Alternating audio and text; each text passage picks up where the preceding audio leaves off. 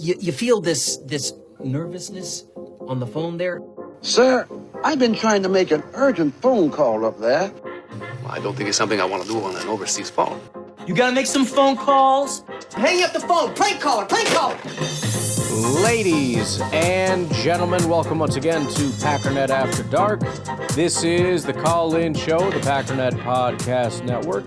If you'd like to call in, if you'd like to participate in the show, please feel free to do so.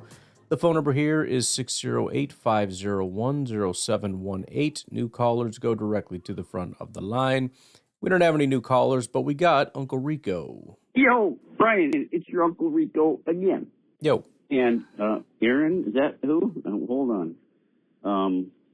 What? Who wrote this song? I'm sorry, Aaron, is that you? And I'm very confused about the, I have a very small friggin' melon here. Okay. I'm sorry, I'm trying to look at the podcast to see. I'm so baffled. Anyways, is that, you can correct me. I'll just let you do the correcting. The ukulele. Mm-hmm. Yeah, and the song, no offense, Ryan, but that was the most incredible song I've ever heard in my life, bar none. I mean, we're talking better than Def Leppard or Alice Cooper or Willie Nelson even, I mean, the best song ever. So, so yes, now we have an official songwriter for the Packernet After Dark. So we got a poet laureate, we got Chris, and we got the official songwriter. So yeah, someday I would hope to make the list, but I don't have a talent to make the list besides forgetting shit. So, and Ryan and you and me are in tie for forgetting things. So yeah, I have no chance. All right, John. I loved it. Beautiful song. Beautiful ukulele play. Love it. Rico out. Yeah, he doesn't miss. That's all I can say. The ukulele songs have always been on point. Hey, Ryan, Beer Cheese Benny. Yo. Just listening to Packernet After Dark, and Ben from Minnesota, he called in. He's got a request for me. Well, this is funny that you say this because I've been doing this for years, okay? Especially with the Milwaukee Brewers. I'm like the ultimate reverse jinx, or however you want to say it. And it's become a thing on Twitter, actually, with the Brewers. There's this one guy, I can't remember his username. I know his name is Mike. But I will say, something about the Brewers. I'm like, well, this game's over. Brewers are going to lose. And he'll just respond with a gif and yes. And people will comment on my thing. They're like, why are you so negative? And then he'll just comment and be like, oh, he doesn't get it, does he? Or he'll just be like, oh, who's going to tell him? And it just seems to work, man. I don't know what's going on with me, but the thing about it, Ben, is these things can't be requested, and I'm sorry, but oh man, because it has to come in out of my own what would you call it? Terms, timing. But we'll try it here. Ben from Minnesota, that freaking Minnesota lottery. It's just freaking bullcrap, and it's just against him, and he's just never going to win. He's never going to win any amount. And it sucks for him because, he's got to do something good for his family and whatnot. So he's just not going to win. He's just, the odds are not in his favor. So, sorry, Ben, you're not going to win the lottery, win any kind of money from any lottery. And I'm really sorry, man. It just sucks for you, dude. So we'll see. We'll see what happens, man. Go Packers. And the Packers are not going to win the Super Bowl. I'm telling you. They're not even going to make it there. They're not even going to make the playoffs. Well, I appreciate you trying nonetheless, Beer Cheese. Hey, Ryan, this is Embrace the Suck. What's up, dude? I want to talk about the offensive line, or whatever you use. Anyway, You just need to stop and talk. Brian Gutekunst is getting hell for his draft picks, offensive line, or whatever. But I think it's more the development or lack thereof. Or I don't understand why. Let me call you back. Okay. Part 2. Yeah, Ryan, brace yourself, I'm back. I don't recommend trying to run and talk on the phone at the same time. Don't work. I could have told you Anyways, that. I was talking about the offensive line and the lack of whatever it is seems to be going on. Over the last 4 years, there's been a slow degradation on the offensive line. I mean, back when they had Billy Turner, they drafted Cole Van Lannon. They didn't even, I don't think they looked at him. So let the guy go. And they had the mullet in it, right guard, I think it was. And he never developed. I don't really see any development. Elton Jenkins, what development he had seems to went away. Walker on the end, the development he had seemed to went away. I don't understand what's going on, but draft and develop, I don't see it. They draft and Gutekunst get all the hell for the draft, but I don't think development going on. And they always say, let me put in the best 5. And the best 5 are not exactly where they need to be, but they're out there. I don't understand. Somebody needs to explain it to me. Anyway, I'll talk to you later. Well, yeah, as far as the best 5, I mean, it's pretty obvious they don't know, considering how much they've moved everybody around. I mean, if they knew the best 5, then why did they put our right guard at right tackle? I know sometimes you have to put somebody in a position that maybe isn't what you would initially want, but there was no reason to stick a second-round pick in a position at right tackle where he was never going to start. I mean, he can't because we already have a right tackle, right? So you did that obviously because you thought that was his only real position, because that would be the last place you'd want to put him. So you put him there thinking that was the one spot that he would be at his best. And then you changed your mind and decided, oh, wait, never mind. That actually was stupid and is not correct. So, yeah, I mean, it's the development, it's the evaluation, it's everything. It's just nothing is working. The drafting, nothing's going well. Nothing has gone well in quite a while in regards to the offensive line. And this team will not ever get to where it needs to go if they don't improve the offensive line. That is a massive and extremely serious and urgent thing that needs to be dealt with, like, immediately. Howdy, this is Jared, the Uber driver from Texas. Thank you for the birthday wishes. Yep. You can hear Kingsley making a phone appearance. And I just wanted to say my sneaky wife is sneaky. I didn't even see that text until later. But yeah, thank you all for the birthday wishes.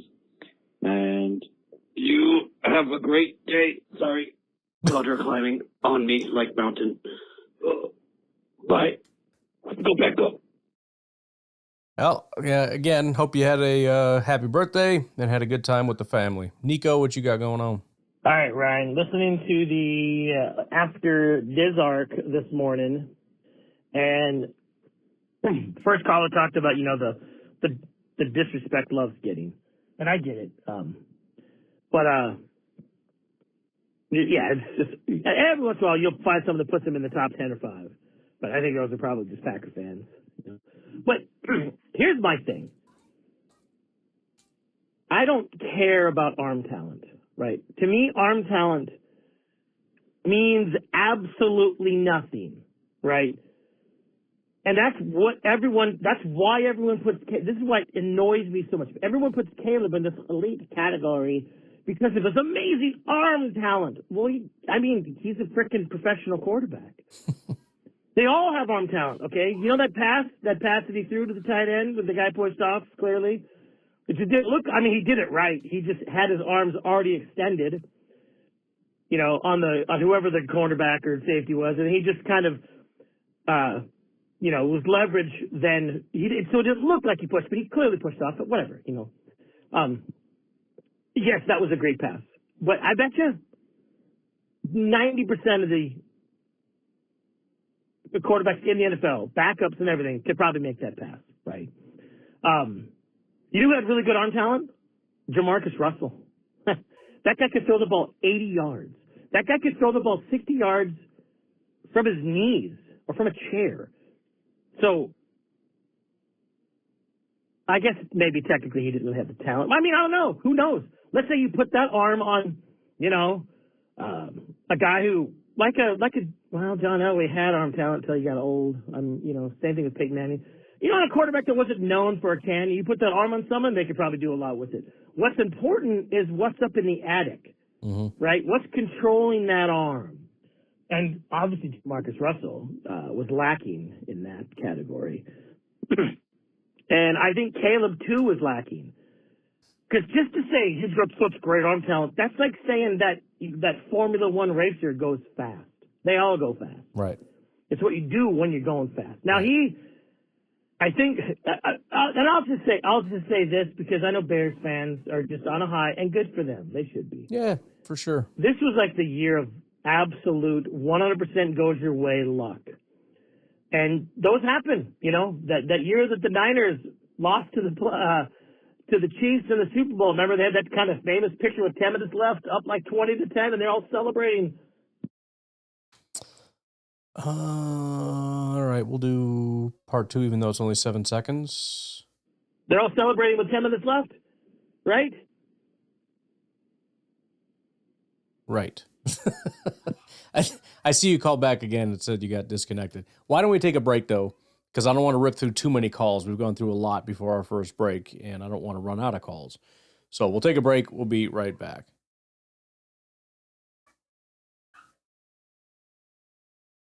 Got a little disconnected there, but they're all celebrating because they had a year of luck. They had like 4 people on injured reserve. My buddy who's a Niners fan, after that season was over, I said, dude, that was your shot. You guys blew it. You had 4 people on IR all year long, and you lost the Super Bowl. That's never going to happen again. So the whole Bears, everything happening so perfect, and every other team folding in the fourth quarter, which we did, right, twice to them. I watched 3 of their games. I watched at the end. They were losing, and the other team just said, you know what, we're just going to fumble this ball while you're in field goal range so you could beat us. So that's not going to happen again. Now, if it does happen again, we're going to talk about that whole deal with the devil kind of thing. See, arm talent means nothing. And I still say this, the best arm talent I've ever seen is Aaron Rodgers. I don't even put Pat Mahomes up there. I don't know. I just can't. Caleb may have a better arm than Pat Mahomes as far as just getting lucky and hucking stuff. But I don't know. I'm just tired of the whole he's got a such elite arm talent. I think his brain, and I think it's kind of like a snowball effect. With all the good luck, that affects everything. Even the game we were crushing him. Before halftime. Remember how he was crying and whining on the sidelines? Yep. Now, he got lucky, and we came out and played like absolute crap in the second half, which helped him play better. But if he has 2, 3, 4 games of playing bad, I don't think he's far off from kind of being mediocre, And another reason why I think, you mentioned recency bias. That's obviously why he's getting so much love right now. Right. Remember how Jordan, his first year starting, he got a lot of people were going, oh my gosh, Packers got another elite quarterback. And because he hasn't won the Super Bowl in 3 years, that's kind of quelled a little, even though he has really gotten much better. It's just the team around him is doing what Green Bay defenses do. So I know it pained you. I bet you a little part of your soul died when you admitted he had, that some talent. But let's just see. Next year, if they get lucky again, then I don't know. I guess I don't know the laws of physics. I don't think they will. Next year might possibly be the other spectrum where they get all the bad luck. They win less than 10 games, and he's just crying and moaning, like he does when he loses. So I don't know. I had to vent a little. I hate the Bears too. I'm just going to say it. I might possibly hate them more than you. I know you find it hard to believe. You have a lot of, from childbirth anger built up, but I'm right with you, bro. It's okay. Go Pack, go.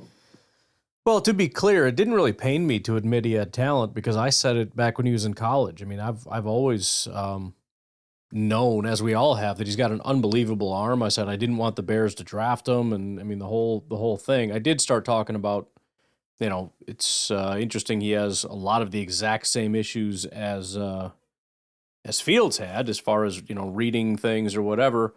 That might end up working against him a little bit, but.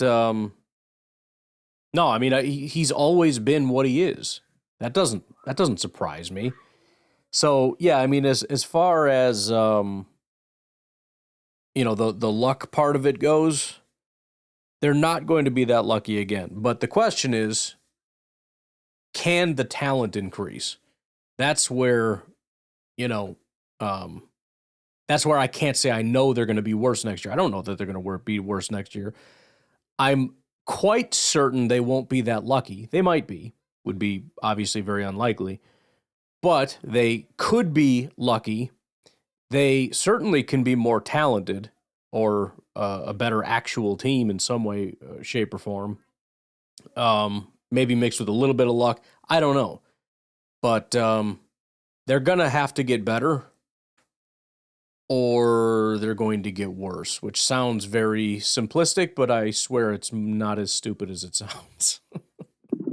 Okay, so Ryan, listening to today's Packernet After Dark, all right. You made Good. Thank you. An argument for how Gannon is probably going to try to make teams take longer for them to throw the ball. The coverage is going to be better. And that maybe even, if you're not even rushing 4, maybe you can even just rush 3 when you got someone like Micah who is rushing the quarterback. I think you just made my argument for Green Bay picking more defensive backs, because if the scenario is you want to have better coverage and give your pass rushers more time to get to the quarterback, then that means your coverage is going to be so good for the defensive backs that your pass rush doesn't have to be as good. So I think my argument is defensive backs playing better makes your defensive line better, and it doesn't have to be as good. I've called them before and say, okay, which one makes the other team better? A great defensive line and a so-so defensive back group, or a great defensive back group and a so-so defensive line? Because all in all, I think consistency, you're more propelled to have better defensive backs consistent through a game than maybe your defensive line. So I don't know. You could probably make an argument both ways, but I think what you're just saying today just makes me think that they need to definitely key on defensive backs more, because they already have Micah. So, and I know he's coming off an injury, but all in all, I think the defensive back group could use much improvement, and that could be what makes this team better than taking a chance on one defensive lineman. I'm out. Yeah, I mean, the counter argument to that is that the additional help in the backfield comes in numbers. It's, we're rushing 4 and we're dropping 7.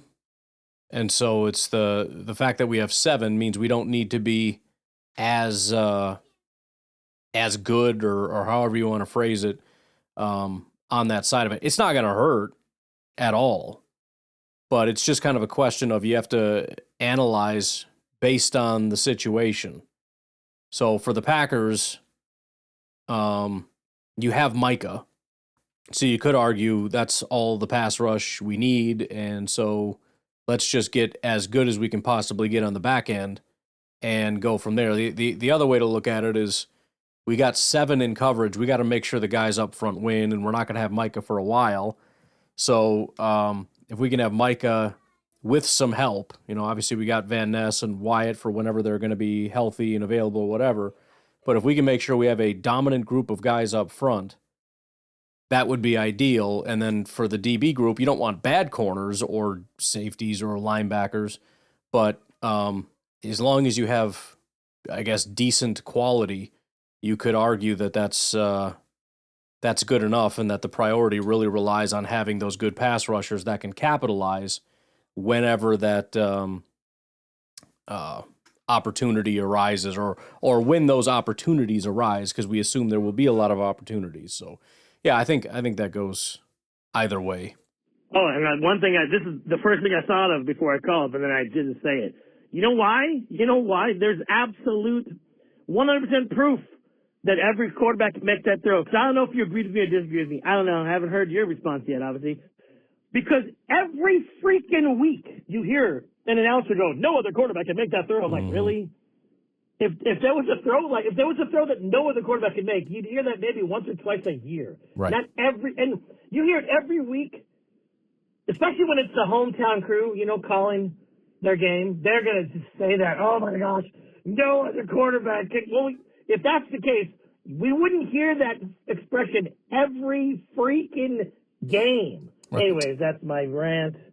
I'm going to go make some tacos. Yes. You're free to come and join me and stuff. There you go. Peace out. Yeah, and not only that, I mean, when it happens on social media, which happens all the time, when people, only Caleb can make that throw, or only so-and-so can make that throw, immediately it's followed by 700 people responding with every quarterback in existence making exactly that throw. Sometimes it's their quarterback, like, Packer fans will post Jordan Love or something. Sometimes it's like some freaking backup, and it's like, oh yeah, except for this dude, right? Stupid idiots. And that goes to the last point that you made, I think it was, Nico, when you're talking about, arm talent not being that important, which sounds stupid on its face, but at the same time, yes, like you said, they're NFL quarterbacks. They can all make that throw. Maybe not quite as beautifully as Caleb can, or from that body angle or whatever. But go find me an NFL quarterback that's played significant football that hasn't made wow throws. They can make the throw. That's why they're in the NFL. I just had another realization. We lost Elton Jenkins last year, too. This is another guy that we didn't have, but I really, I think it was Peter Bukowski who interviewed the coach for Anthony Belton, and he straight up said Anthony Belton is someone that could be an elite player in this league. The whole thing with him is he needs to find that belief in himself, and just like already, it's just like you have a confidence issue in a player that you have to build up, and I could be wrong. I believe I heard something like that with Jordan Morgan, too, where it's like if he gets his confidence, he has the ability to be great in this league, whether he's a guard or a tackle. Who knows, right? But, I don't know. There's been a lot of time going after good guys where it's just like, oh, yeah, these are great guys. And you want a lot of good losing you here, bud. Just be alphas in that room. And, yes, we've had those. But just seems like everybody we have on this team, it just seems like most of the drafted guys are a little bit, I don't know if softer is the word, and just having that mental makeup. But, you think about Josh Jacobs, he's brought in from free agency, and yes, that's what we needed, but, who can you really think of that's like a dog on this team that's just going to go out there and just rally the locker room? He's a young player and he's one of our team. We need more. And that Zach Tom being a little soft spoken, I don't know. I'm not gonna say that hurts, but it doesn't help. Your best players, you need just some vocal leaders just to help mix in. And when you're falling behind, because at the end we had 3 losses that were at the I don't know. I'm just tired. But yeah, dude, we're close. We just gotta fill in those few holes. It's all right. Go back, go. Yeah, and I probably made the same comment last year, but you know, it's one of those situations where, you know, a little bit goes right here and there in a couple other places, and we are an elite football team. If those things don't go right, and if a couple things go wrong, we are a dog crap football team. We need somebody to step up. And as far as, you know, Belton and those guys, I don't know what's going to happen, obviously. But it would be nice for Morgan and Belton to just be given a position. That's your position. This is what you learn. This is what you study. This is it. And just see what they can do. And hopefully we put the best possible coaching staff in front of them and do everything we can to develop them. And if it doesn't work, it doesn't work, I guess.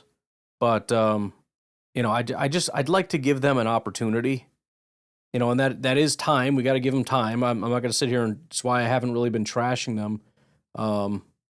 You know, I mean, I state the fact that they haven't been very good, but I'm not out on them because I feel bad that they just, in my opinion, have not really been given a proper chance or opportunity to prove what they can do. So I'm hopeful. I'm skeptical always, but I'm certainly hopeful that they can do that. And if they can, I mean, that's huge. If we have an improvement at left tackle and an improvement at right guard, and we get Zach Tom back and healthy, what the heck is that little frickin' nasty baby-looking thing? Get out of here, stupid frickin' gross baby. As long as we can do that, I think we've got a massively improved offensive line. I don't think, I know we do.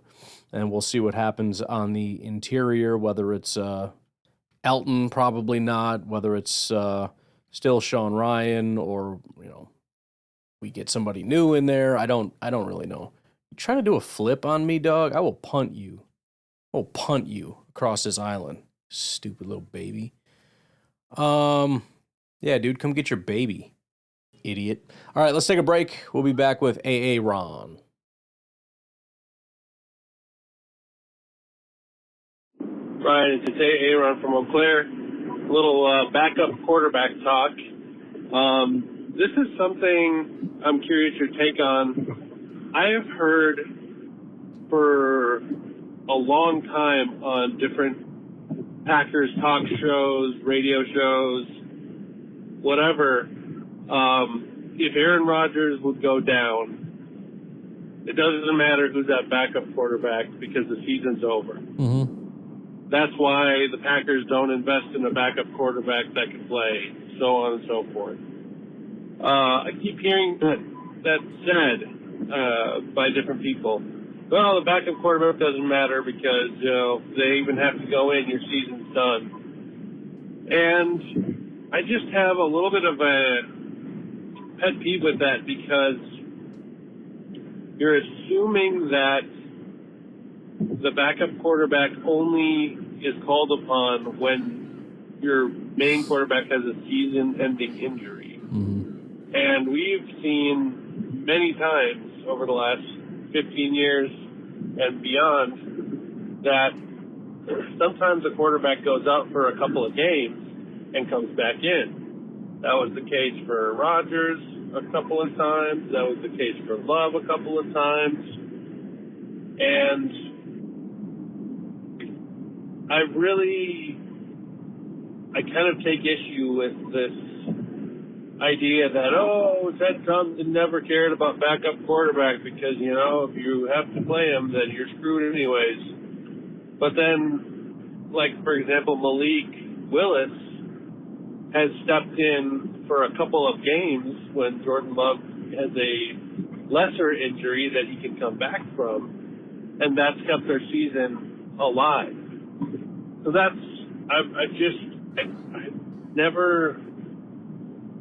I hate it when people make that claim because it just, to me, it feels silly, and we've had some pretty bad backup quarterbacks in the past. I mean, well, Clayton Tune is one Yep. more recently.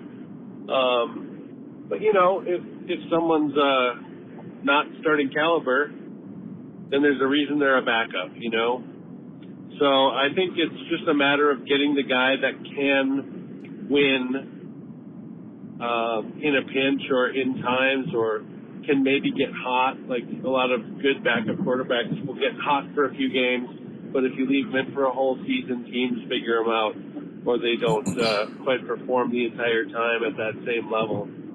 So anyways, that's just, what do you think about that whole mentality? Well, just to kind of clarify on one point in particular, I don't think that's ever really been the Packers mentality. I don't know if that's what people have said about the Packers. I know you mentioned that some people have said that about Ted Thompson or whatever. I don't. I would be shocked if Ted Thompson ever said that or anybody actually said that.